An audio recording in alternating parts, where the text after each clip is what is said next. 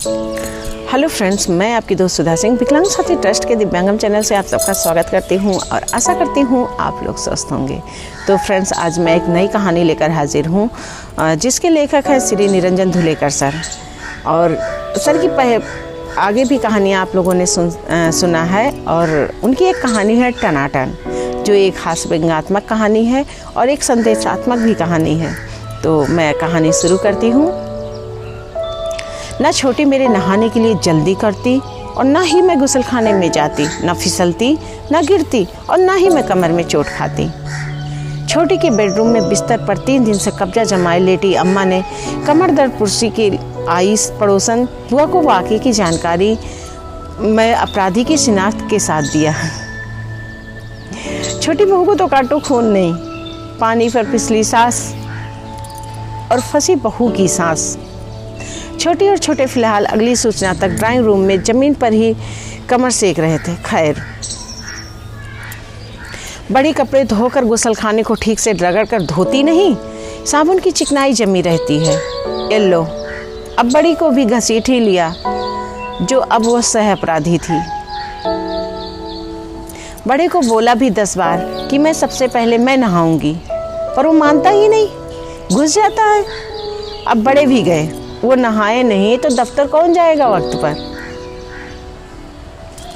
तो तीनों में मजली ही ठीक है। घिसी बुआ ने कंकड़ डालकर गहराई नापनी चाहिए। किस दुनिया में हो जमुना, वो तो बीच में ही टंगड़ी मारती है दोनों के। मजली को फंसा लिया इसने, मजली ठीक है। बीच वाली का दोष स्पष्ट ना हो सका, पर गुनाहगार तो जरूर थी। उसने लव मैरिज का जुर्म जो किया था मजले से। बड़के को बड़की ने भड़का कर बहका रखा है, और छोटी तो है ही लड़कैया गोबर गणेश। जैसी बेबसी उनकी वो, जैसी वो वैसी ही उनकी वो। अब बचे अम्मा के अपने वो। सारी फसाद की जड़ तो वही है। बिना नहाए सोना नहीं, बिना सुलाए उठना नहीं, उठे तो बिना नहाए जाना नहीं, और नहाए तो फिसले तो फिर से कहानी शुरू।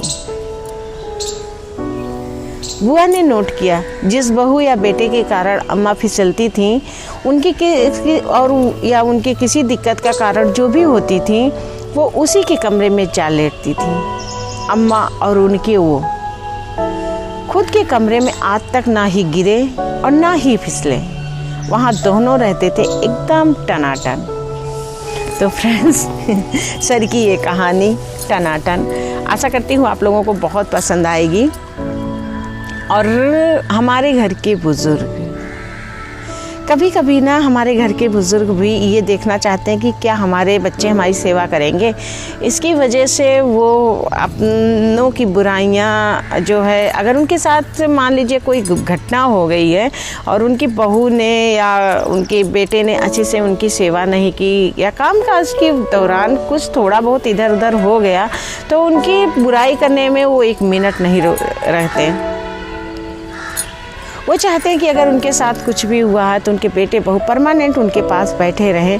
लेकिन फ्रेंड्स, मैं ये भी कहना चाहती हूँ कि हमारे बुज़ुर्ग ये क्यों नहीं सोचते हैं कि वो उनकी देखभाल कर रहे हैं, ये बहुत है। उनके पास और भी काम रहते हैं, वो अपने काम को भी करते हैं प्लस आपकी देखभाल भी करते हैं। तो आपको तो खुश होना चाहिए कि आपके बच्चे आपकी देखभाल करते हैं। और कुछ बुज़ुर्ग ये भी होते हैं कि मुझे देखना है कि क्या बुढ़ापे में मेरी सेवा करेंगी, तो इस वजह से वो कुछ ना कुछ ऐसी चीज़ें बोलते हैं, कुछ ऐसा करते हैं जिसकी वजह से घर में तनाव का माहौल बन जाता है।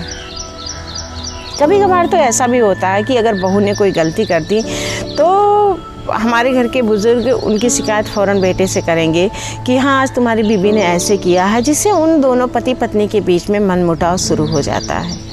तो मैं अपने बुज़ुर्गों से यही कहना चाहती हूँ कि आपके बच्चे, आपकी परवरिश हैं, वो आपके साथ कभी गलत नहीं करेंगे, और आपको भी कभी उनकी बातें किसी से भी, अड़ोसी पड़ोसी या कोई भी रिश्तेदार से उनकी बुराई नहीं करनी चाहिए। अगर आप उनकी बुराई करेंगी तो वो आपकी सेवा कैसे करेंगे? आखिर उन तक वो बातें जब पहुँचेंगी तो उन्हें बुरा लगेगा, उन्हें ये लगेगा कि हम इतना करते हैं, इतना ध्यान देते हैं, उसके बाद भी हमारी सास या हमारी मम्मी हमारे लिए बुरा ही सोचती हैं। तो उनके मन में ना आसपास देखकर, क्योंकि सभी लोग सेवा नहीं करते हैं, कुछ लोग ऐसे भी हैं जो अपने बुजुर्गों का ध्यान बिल्कुल नहीं रखते हैं, उन्हें बुढ़ापे में भी परेशान करते हैं, उन्हें बुढ़ापे में भी भला बुरा बोलते हैं। तो वो उन्हें देखकर उन्हें ऐसा लगेगा कि यही लोग ठीक हैं, कम से कम ये सेवा नहीं कर रहे हैं तो सुन भी तो नहीं रहे हैं। इससे समाज में एक गलत संदेश जाएगा। तो मैं अपने बुज़ुर्गों से भी कहना चाहती हूँ कि प्लीज़ आप लोग अपने बच्चों पर धैर्य बनाए रखिए। वो आपकी सेवा करेंगे, वो आपके लिए करेंगे। ये ज़रूरी नहीं कि आप समाज में उनकी बुराई करोगे या दूसरों से आप उनकी बुराई करोगे तब वो आप समाज के डर से आपकी सेवा करेंगे। कोई डर से किसी की सेवा नहीं कर सकता, ना ही डर से किसी को प्यार कर सकता है। कहते हैं ना कि प्यार सिर्फ प्यार के बदले मिलता है। और मैं बुज़ुर्गों से यही कहना चाहती हूँ, आपके बच्चे हैं, आपकी बहू है, अगर आपसे उससे कोई गलती हो जाती है तो आप उसे प्यार से समझाइए कि बेटा ये चीज़ें गलत हो गई हैं तो ज़रा ध्यान दो। और अगर आपको कुछ दिक्कत हो रही है तो आप उनसे शेयर कीजिए कि बेटा मुझे ये दिक्कत है, मुझे ये चीज़ें नहीं समझ में आ रही हैं। बुढ़ापे में क्या होता है, आपकी सुनने की शक्ति ख़त्म हो जाती है, आपकी देखने की शक्ति ख़त्म हो जाती है। तो आपके बच्चे अगर कुछ सही भी बोलते हैं तो आपको लगता है कि नहीं, इन्होंने मेरी बुराई की होगी, ये बुढ़ापे में मेरा मजाक बना रहे हैं, पर ऐसा नहीं है।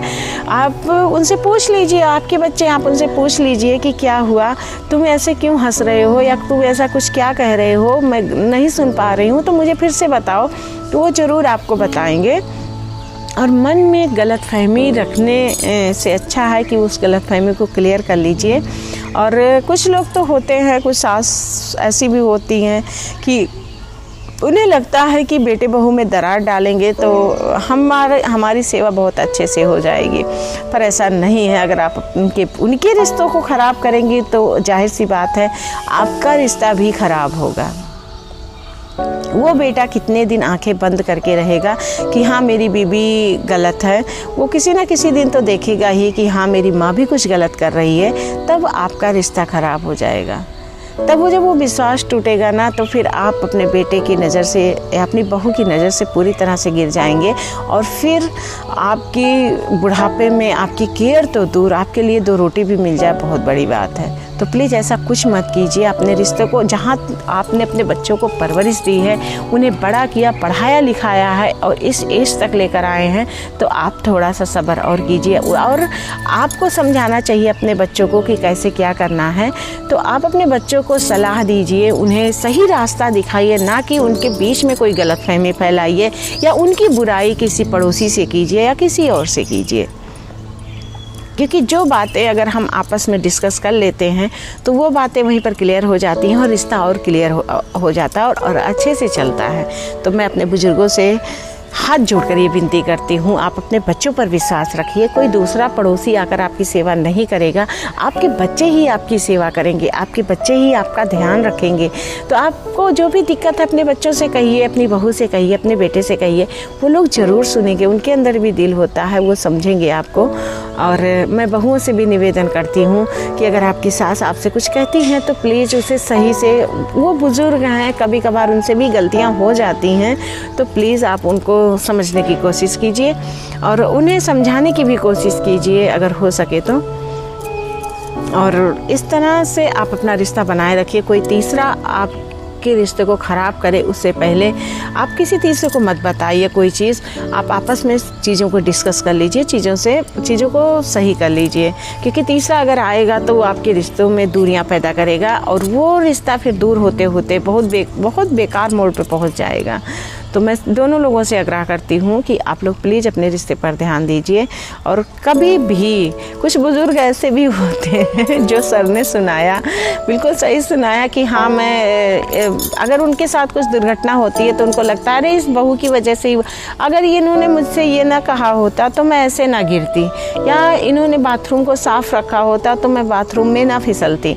पर ऐसा कुछ नहीं, आप भी ध्यान रख के जाइए। बाथरूम है, कोई जानबूझ के आपको नहीं गिराएगा, कोई नहीं चाहेगा चाहेगा कि हमारा बुज़ुर्ग हमारे घर में बिस्तर पर पड़ा रहे, वो चलता फिरता रहे, वही चीज़ें अच्छी लगती हैं। तो कोई जानबूझ कर नहीं करेगा। तो आप ये इल्ज़ाम किसी और के ऊपर मत लगाइए और ध्यान रखिए कि हाँ सब कुछ, पानी अगर गीला है तो संभाल के बाथरूम में जाइए, वॉशरूम में संभाल के जाइए। जो है कोई किसी की वजह से नहीं गिरता है, तो होती हैं कुछ लोग। तो फ्रेंड्स, बस सर की ये कहानी टनाटन। आशा करती हूँ आप लोगों को बहुत पसंद आई होगी। अगर पसंद आती है तो please like, comment and share कीजिएगा और हमारे दिव्यांगम चैनल को बहुत ढेर सारा प्यार दीजिएगा। हमारा दिव्यांगम चैनल आप दिव्यांगों के लिए बहुत मेहनत कर रहा है, तो प्लीज़ दिव्यांग भाई बहन से भी रिक्वेस्ट है कि इधर उधर की वीडियो देखने से अच्छा है कि आप अपने दिव्यांगम का वीडियो देखें और उसे ढेर सारा प्यार दें, ढेर सारे व्यूज़ दें, ढेर सारे सब्सक्राइबर दें, और ताकि हमारा दिव्यांगम आगे ग्रोथ कर सके। और आप इससे जो भी अर्निंग होगी वो सब हम दिव्यांग लोगों के लिए ही लगाते हैं, दिव्यांग लोगों की ही मदद इससे करते हैं। तो प्लीज़ आप लोगों से हाथ जोड़ के रिक्वेस्ट है, हमारी वीडियो को ढेर से ज़्यादा शेयर कीजिए ताकि ज़्यादा से ज़्यादा व्यूज़ मिल सकें और ज़्यादा से ज़्यादा हमारा वीडियो वायरल हो सके, जिससे ज़्यादा से ज़्यादा अर्निंग हो सके और ज़्यादा से ज़्यादा हम दिव्यांग लोगों की मदद कर सकें। हम लोग यूट्यूब से एक भी पैसा, कोई भी, जितने भी लोग यहाँ पर आपसे बात करते हैं या आपको मोटिवेशन देते हैं, कोई भी हर इंसान यहाँ पर बिना स्वार्थ के आप तक वीडियो पहुँचाता है। उसका सिर्फ एक ही मकसद है कि हमारा दिव्यांगम आगे बढ़े और इससे जो भी अर्निंग हो हमारे दिव्यांग भाई बहनों की मदद कर सकें हम लोग। तो हम लोग कोशिश यही करते रहते हैं, हमेशा आप लोगों की मदद के लिए हमारा हाथ हमेशा आगे रहता है। तो आप लोग भी हम लोगों का साथ दीजिए और हमारे दिव्यांगम को आगे बढ़ाइए। ये आप लोगों के लिए है, तो आप लोग अपनी मदद कीजिए इसके सहारे। तो मैं फिर मिलती हूँ एक नई कहानी के साथ, एक नए जोश के साथ। तब तक के लिए नमस्कार।